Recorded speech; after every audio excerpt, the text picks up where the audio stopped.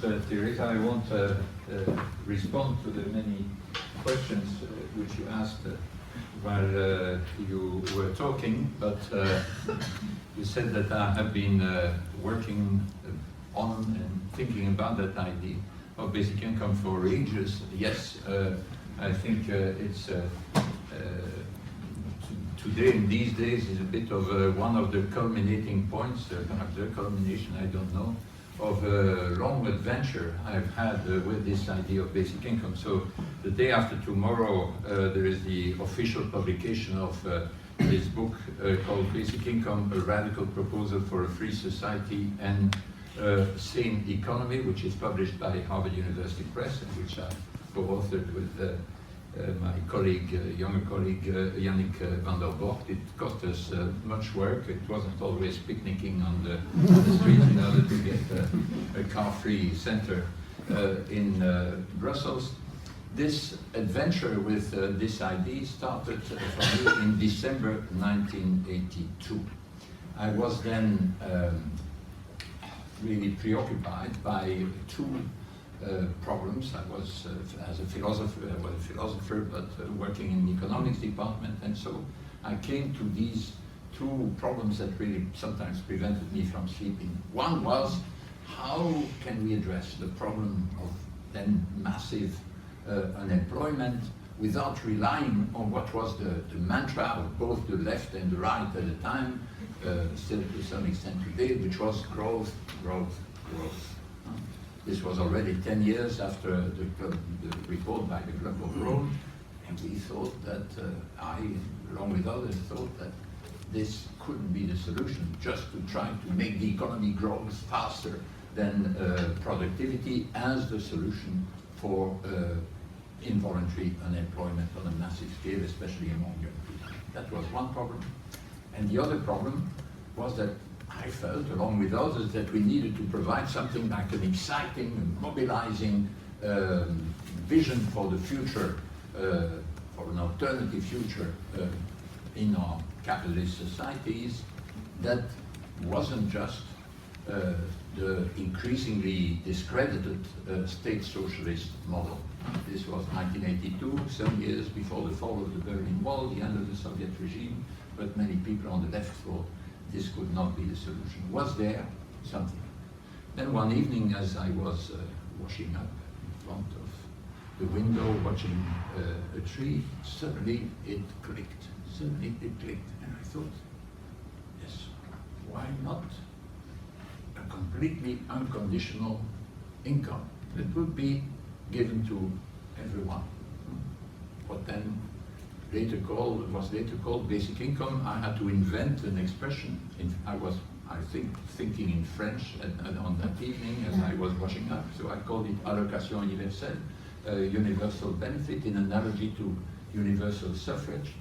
And that idea was fundamentally different from our social insurance system, which is a system that consists in essentially in people paying premiums throughout their working life in order to be covered for a number of risks that may happen to them, involuntary unemployment, invalidity, sickness, old age.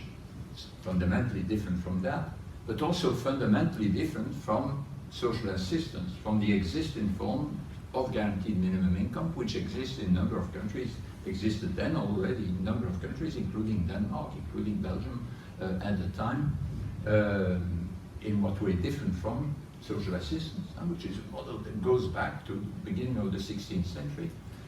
Different in three respects, which are the three inconditionalities that define a basic income and make it different from the existing social or public assistance systems. One is strictly individual, so there is no need to go and look with whom you live, whether you live alone or with others, in order to determine whether you are entitled to it.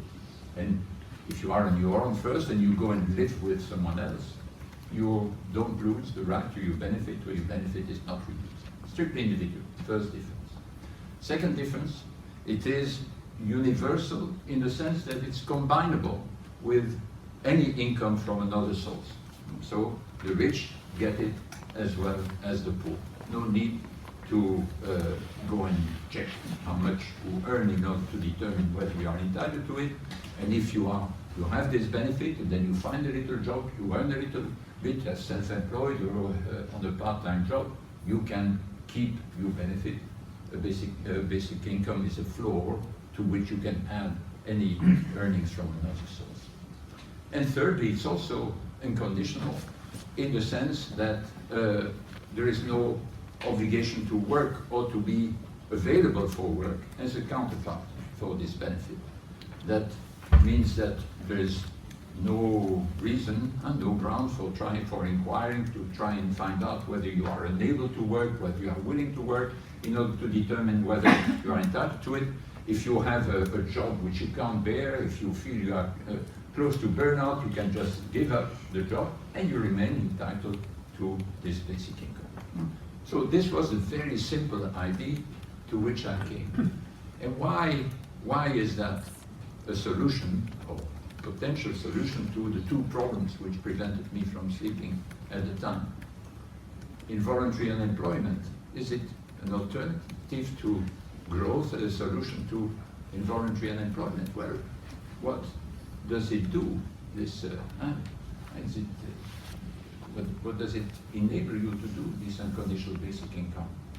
Well, first, so it enables you, the first way of describing it is as a sort of supple, smart form of work sharing, of job sharing, because it enables some people to give up their job, be temporarily or part of their job, to work part-time, and thereby enable some other people to take these jobs, especially as they can combine a job which they may only be able to do part-time with the basic income which they keep. So it's the combination of the two last unconditionalities, universality and the lack of counterpart, that makes it a smart form of job sharing. Not an authoritarian form where you say we reduce working time for everyone to 30 hours per hour. No, you leave choice to people, and that enables you to have a job sharing process of a smart sort. But it's not only that, it's also it's also a sort of clever alternative to sort of unhealthy mad rush for growth, in the sense that it enables those people, and there are a number of people who are sick because they work too much. Those people can reduce their working time. And there are people who are sick because they don't have an access to a job, and those people can then access the jobs which have been left by the others for the reason I just mentioned before. So that's the sense in which it is relevant to the involuntary unemployment problem. But it's also a solution, or an attempt at a solution at the other problem, which is to provide a radical alternative to the present system, because in a way it reconnects with the old ideal that was common to Karl Marx, who we saw just a few minutes ago, and the utopian socialists, so those people he dismissed as being utopians, such as Charles Fourier, because it's a way of trying to approach a situation in which people can share in the product, in the output of economic production according to their needs. This basic income being distributed to all to cover at least some fundamental needs, material needs, and a society also in which people contribute according to their capacities, which was one of the definitions of the true communist society according to Karl Marx, where people don't need a material reward in order to contribute to production, where they don't need to be forced, coerced into working for fear of starvation. So there is something very radical about that idea. It's not just a plaster, a sort of a little minor correction, as social assistance is, just helping the poor, the people who fall out of the boat. No, it's something far more radical, far more emancipatory, and that's not just a better technique for poverty relief. It's something that really is there to transform society.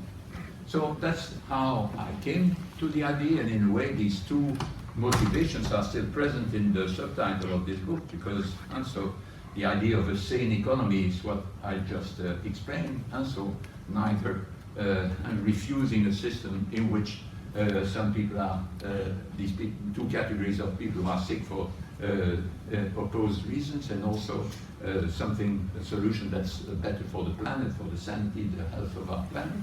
And free society is a proposal that claims to be emancipatory, and that will help people to free themselves, and so that uses the technological progress not in order to enable people to consume as much as they can, but in order to enable them to choose freely the sort of life they would like to lead. Okay, that's how I came to that idea, but this must have happened to you also on and off. When you think you've found really something very clever, really good idea, then it's always one of two things that happen. So either you think a bit more about it, you talk about it with your girlfriend or with your grandmother, and then you realize that there is some flaw in the idea, that after all it's not that clever, and you try to forget as quickly as possible that you ever thought of it. First possibility. Now, that didn't happen to me. I've listened to objections to the idea on the 5 continents in 7 different languages. I've changed my mind on some aspects of it, but I haven't discovered any fundamental flaw. But when that doesn't happen, then something else happens, which is that after a while you discover that you were not the first to have come to that idea. And indeed, it took me a while, but I discovered gradually that other people had been defending exactly the same idea sometimes something very close to it, including in Denmark. In Denmark, in 1978, there was this book published, later translated into English as Revolt from the Center, by Niels Meyer, Sorensen, and Pedersen. I think there were 3 authors, as I remember, a physicist who I met on a couple of occasions, Meyer, and a philosopher and a politician. I think it was a trio, and it defended a number of things in Revolt from the Center, but one of them was really what was called a citizen's wage, so Vogel, I don't know how it's pronounced, something like that, and it was really the same. And there was someone else in Denmark, also a Swedish aristocrat, but living in the island of Capri, called Gunnar Adler Karlsson, who also defended something similar. It wasn't quite the same. Anyway, these were only 2. I also discovered that even in my native city of Brussels in 1848, the same year as Karl Marx was writing also in Brussels the Communist Manifesto, there was this bloke called Joseph Chartier, completely forgotten, rediscovered thanks to 2 scholars about 10 years ago, who had defended the same idea under the name of territorial dividend, really unconditional income. All this led to the need to do something, namely to create a network that would link various people who were interested in that idea. There were very few people interested in that, and I gathered them in 1986, September 1986, in Leuven and in my university town, including Niels Meyer and Gunnar Adler Karlsson, a number of other people from other European countries, and we created what was then called the Basic Income European Network, BIEN. It was, gradually there were more and more people attending the congresses, which we had every 2 years, coming from outside Europe. And in 2004, we decided to turn it into a global network, and it became the Basic Income Earth Network. It's not very elegant in English, but we wanted to keep the acronym BIEN, which means good in French and in Spanish. So we kept that, and it still exists. It's thriving. It has now national sections in Mexico, in Korea, in China, in India. So, and that played an important role in discovering that people discovered that this idea seemed to make sense for a number of people, also in contexts very different from their own. This was a long time ago, 30 years ago. What's the situation now. There is no comparison. At the time, it was very difficult to discover to people who had thought of the idea, discussed it. The literature about it was very, very limited. Today, I think there's must be a couple of books published every month on the issue, and really throughout the world. Why has that changed? Why has that changed? Well, you could say, well, maybe there is a role played by the network itself. And I do believe, I realize that through the decennia, believe in the importance of the spreading of reliable information across borders. I think it really empowers people, and it's not only about basic income, about anything. It empowers people to know what is being thought, what is being tried, what is both failures and successes in other countries, but it must be reliable. On basic income, like on other subjects, there's a lot of misinformation, a lot of confusion, and indeed, the reason why I thought I owe to this idea to write this book with my colleague was precisely that there were so many confusions about this idea, so many misunderstandings, and it was important to do all the data checking, the fact checking that is required in order to provide sound arguments and reliable information. And I believe it's really important in making ideas win ground, to have networks of this sort that involve lots of academics, but not only academics, also lots of activists, trade unionists, etc. That's one thing that certainly changed and helps explain why it's so much better known today than it was at the time. Second thing, why for 2016, for example, was just an incredible year. I'm sure more words were pronounced on basic income in the year 2016 on its own than in the whole history of mankind. And what happened? Well, there are, and there have been since also now in 2016, certainly three events that could not, perfectly possible, that would not have happened. There's some contingency in it. Three events that triggered the debate far beyond the borders of where it happened.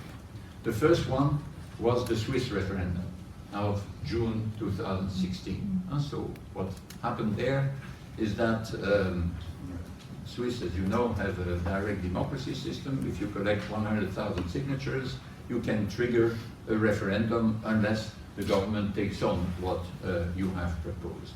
So they started the collection in 2012. I had 18 months to do it, and in October 2013, poof, they had 130,000 signatures for a proposal that said the Swiss Confederation introduced an unconditional basic income. This basic income must be sufficient for a dignified life and participation in public life. And three, it's the legislators or the parliament will determine the level and the way of funding the basic income. That was then submitted to a referendum that happened in June last year. And after having passed through the various stages, the government has to say what it thought of the proposal. Should first add that although the proposal said what I just said, the people so the initiators on their website said that the level of this basic income, sufficient for a dignified life, etc., should be 2,500 Swiss francs, which is about 2,300 euros per month and per person. Even on Swiss standards, this is a lot. This is 39% of GDP per capita. Huge amount. So the government said this is crazy. Unanimously, it said it's recommended that one should vote against it. In Parliament, minority of socialists and Greens, but only some of them voted in favor of it, so something like 7-8% in the first chamber and something like 2% in the Senate, which is Chamber of the Cantons. And then it was submitted to the people in June 2016, where nearly 1/4 of those who voted in favor of it, far more than the parliament, and in the parliament, of course, than in the government. Should say, despite the fact that the amount that was mentioned was just crazy, and the way in which the initiators tried to explain how they were going to fund it was, frankly speaking, fanciful. And so I took part on various occasions in the Swiss debate. I said, well, of course, I would have defended that idea for such a long time. I would vote yes in the referendum had that, if I had been a Swiss citizen. But if I was the minister, member of the Federal Council, as their executive is called, in charge of implementing that the following month, once it's passed by people, I would resign immediately. So,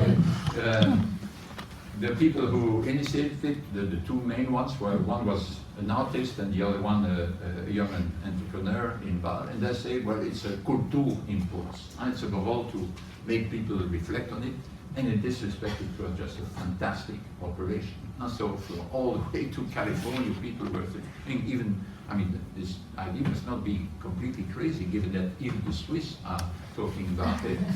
Even though it's in the end rejected, it played an incredible role. And so we had an article in the Wall Street Journal about basic income as a result of the Swiss. So that was one event. The second event is closer to here and still ongoing. That's the decision taken by the Finnish government, the current coalition, to experiment, because they want to have evidence-based policy. So they said we are going to experiment in basic income. As you probably know, has been annulled already for a long time. There has been discussion on basic income in Finland with the Left Party, with the Green Party, making proposals of different forms, being also simulated by the official instance, but by official organs. So the government, as you know, right of center government, decided to experiment, to have a basic income experiment that started on the 1st of January. It's not exactly a basic income that is being experimented, and we can talk about that later in the discussion about what could be learned and not learned from the experiment. But again, it played a major role in spreading the idea, in forcing people to talk about it. Again, partly due to misinformation. I remember once I suddenly had a phone call from Belgian television to say, can we come and see you urgently, because Finland is going to introduce a basic income, it's urgent. And so they came to my house, they interviewed me about basic income and so on. I watched what I had made of it on television, and there you could see Father Christmas on the snow riding with presents, and that was supposed to be how the basic income was being introduced in Finland. And then they had a vague explanation, and then they said this is just about to happen. But this was long before even the very modest experiment was started. Again, there is a lot to be said also, again, form it takes, etc. In terms of publicity, invitation to think about it, it played and is still playing and will still play a major role. And the third event is also something going on. It was, for me, even more surprising than the first two, which is that now in a bigger country than the other two, in France, in the current presidential election, the idea of basic income came to the forefront. I say to my surprise, because so it was one candidate at the primary of the Socialist Party, so Benoît Hamon, who made it the central proposal for his policy in terms of social policy, but it really became very quickly the core of the whole discussion between him and the other candidates in the context of the primary. But surprising to me, he passed the first round at the primary. He came top, and he won the second round and is now the official candidate of the Socialist Party, so the party of the incumbent president François Hollande. I don't think he'll pass the first round of the presidential election. Then I didn't think he would pass the first round of the primary either, so you don't know. It's a very uncertain election, and also because of a strategic vote, he may lose to other candidates, especially to Macron, much of his potential support for reasons that have nothing to do with this proposal. But it's really projected that idea to the front of the discussion, not least because his main economic advisor is no doubt currently Europe's most famous economist, Thomas Piketty, and his wife are his main economic advisors. And Thomas Piketty, who's always been a bit ambiguous about it, he discussed basic income and shows sympathy for it, but never came out as clearly in favor of it as he did now in the course of this presidential campaign. Again, also, I don't believe Macron will become president of France, and even if he became president of France, I don't think he would be able to introduce the basic income under current conditions. But in terms of helping the debate to mature, it's really been fantastic, and will still be until he's eliminated. But with long-term effects. I mean, in France there have never been anything resembling the degree of discussion and awareness. You can see these blogs, these YouTube exercises with young people trying to explain what it is, etc. Now, let me just conclude.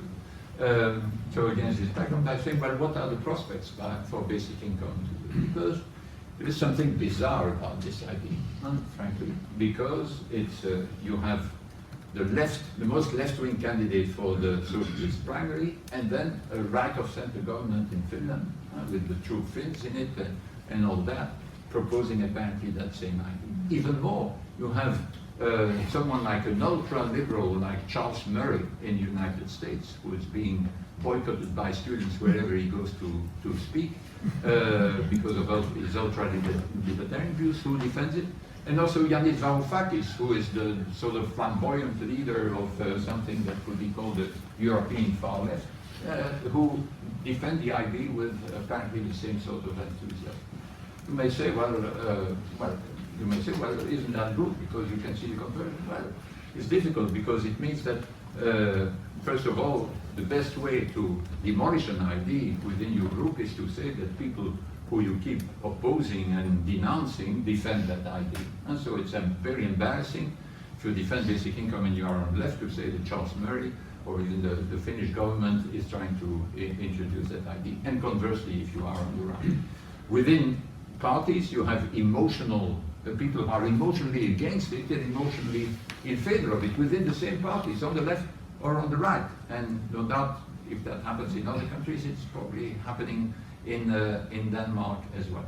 Nevertheless, I think in the end, for this model of social protection, like for the previous models, that is social assistance, born in the 16th century, social insurance, born at the end of the 19th century in Germany, well, like for the other two models, we need some sort of coalition between the right and the left in order to make it sustainable so that we don't change after each election and so. And I think this will happen through argument, through understanding the case for it, thinking about it, and then eventually also introducing gradually, as we've done for the other models. I don't think the experiments will be decisive, but we'll do what Bismarck did. He didn't do a sort of randomized experiment before knowing whether to give pensions to all the pensioners to see first with a random sample whether they would save less if they got a pension or things like that. No, he introduced it at a low level initially, and it didn't work that badly. And then the level was increased, it was generalized, and then copied elsewhere. I believe we'll go that way because there is a long way to go, and this sort of meeting helps us a lot. Thanks a lot.